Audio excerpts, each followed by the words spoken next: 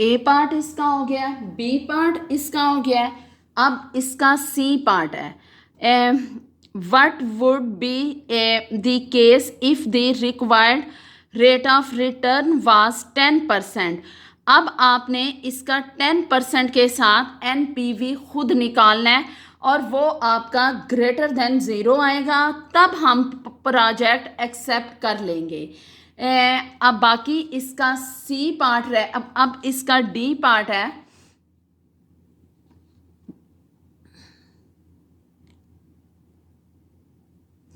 अब इसका D part है व्हाट इज द प्रोजेक्ट पे बैक पीरियड।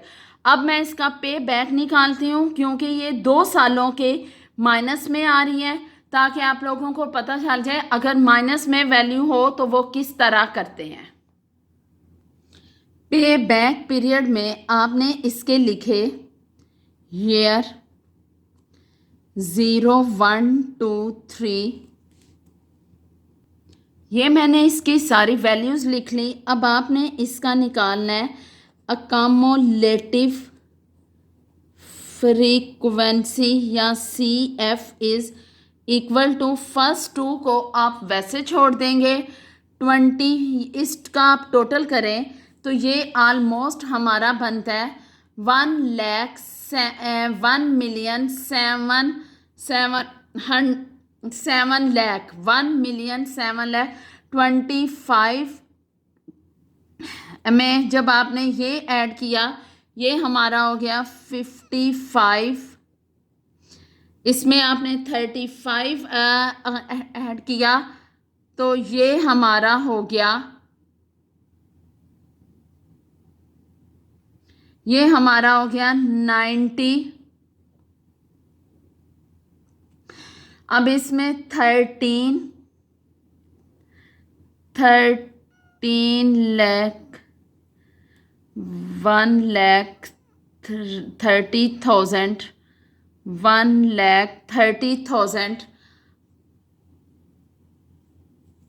1,30,000। अब इसमें 4 ऐड किया 1,07,000 एंड जब इसमें नेक्स्ट आपने किया 21 हो गया 2,000,000 लाख, 4 किया 25, 29,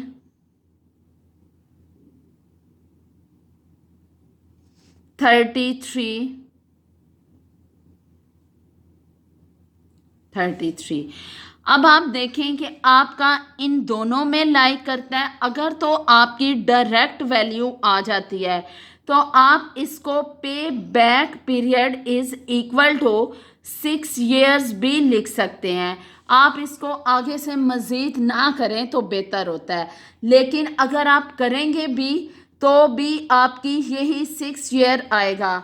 A + B - C over D, इधर A आ गया 6, B हमारा आ गया 1,07,7 लाख, C भी हमारा यही है, ये वैसे ही 0 हो जाएगा।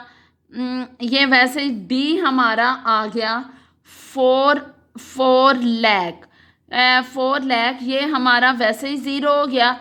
ये भी हमारा 6 year। अगर आपकी कहीं वैल्यू पूरी हो जाती है, एक क्वेश्चन मैंने पहले भी ऐसे करवा चुकी हूँ, जहाँ पे आपकी वैल्यू 0 पूरी हो जाती है, उसके सामने वाला साल लिख के वही आपका पे बैक पीरियड होगा।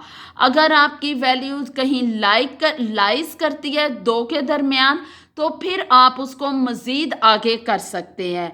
अब ये है कि what is the projects net present value if the required rate of return is 14%, is the project accepted.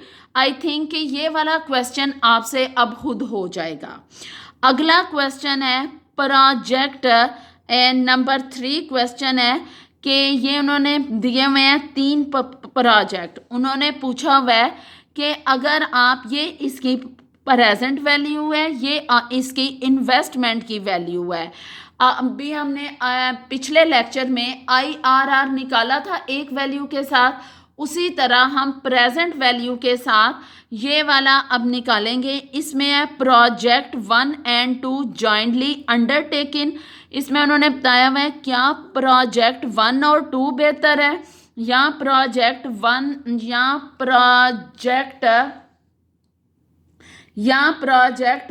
And 3 बेहतर है, या के प्रोजेक्ट टोटल इज दी, या प्रोजेक्ट 2 और 3 बेहतर है, या प्रोजेक्ट हमारा 1 2 एंड 3, यानी सारे कम्बिनेशन में से कौन से हमने अगर 2 प्रोजेक्ट करने हों सिलेक्ट तो हम कौन से करेंगे। इन 3 सिचुएशन में से हमने कोई से 2 सिलेक्ट करने हों तो वो हम कौन से बेहतर होंगे। अब मैं ये क्वेश्चन करती हूँ ताकि ये वाला सेकंड क्वेश्चन आप लोग अब खुद करेंगे।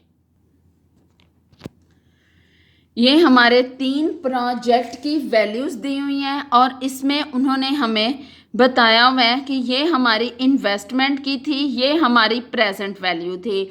चूँकि उन्होंने कोई नंबर ऑफ ईयर हमें साथ नहीं बताए हुए, हम इसी में से नेट प्रेजेंट वैल्यू निकालते हैं। आपने प्रेजेंट वैल्यू में से इनिशियल वैल्यू जो है वो माइनस कर दी तो आपके पास आ गया 90,000।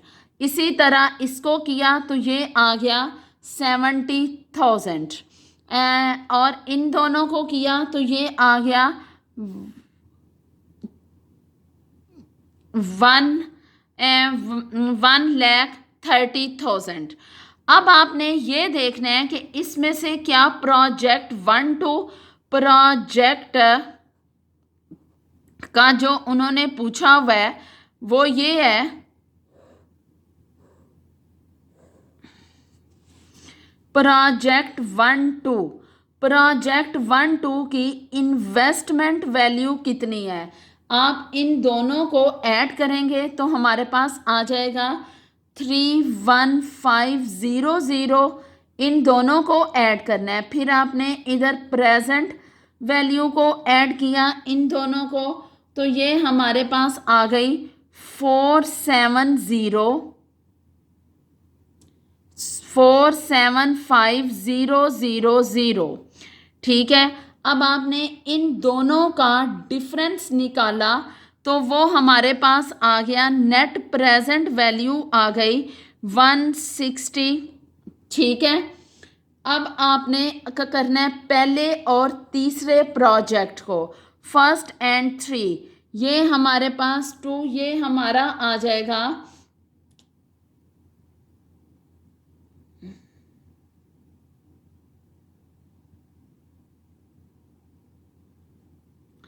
ये जब हमने इसे किया तो ये आ गया 470,000। ठीक है, अब इन दोनों की आपने प्रेजेंट वैल्यू की तो वो आ गई 690,000। अब जब आपने इस प्रेजेंट वैल्यू में से ये वाली वैल्यू निकाली तो आपके पास आ गया 2,2,2,0,000।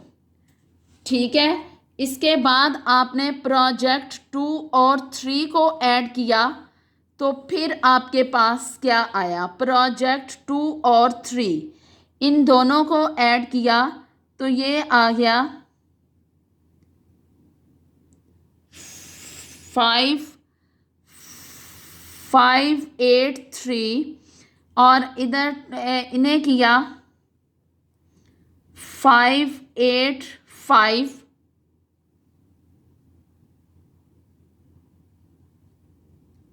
इन दोनों को किया ये आ गया 585।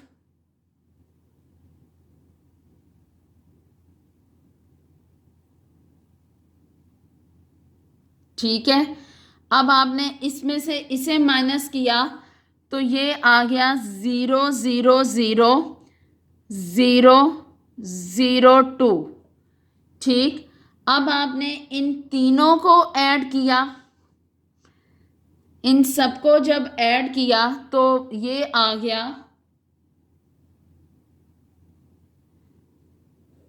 0 0 0 2 नहीं,